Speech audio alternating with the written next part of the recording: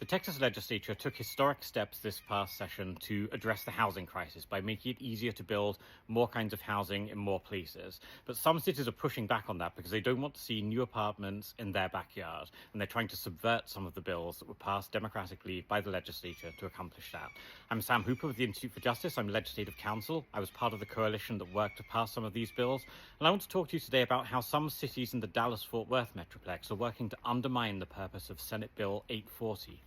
That's a bill that would legalize building residential multifamily buildings in areas that are zoned currently just for commercial use. So building apartment buildings in areas where you can normally only have a business. And this would enable those kind of nice, walkable, mixed-use neighborhoods like we see in so many other places.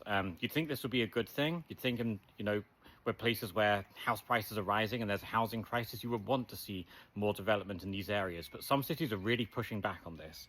The city of Irving, for example, has changed their own zoning ordinances to require a minimum of 8 stories for any such multifamily buildings that are built in commercial areas. And often that's just too high. The economics don't work for a building of that height. And they know this, and they're putting that requirement in, knowing that it'll stop any new housing being built. The city of Frisco has been particularly bad. They actually rezoned a lot of the land in their town as heavy industry because heavy industrial zones are exempt from the requirement to build multifamily. So by saying that areas that are actually just full of single family homes are actually heavy industrial, then they won't have to build any multifamily. So people won't have to have horrible, icky apartment people living next to them.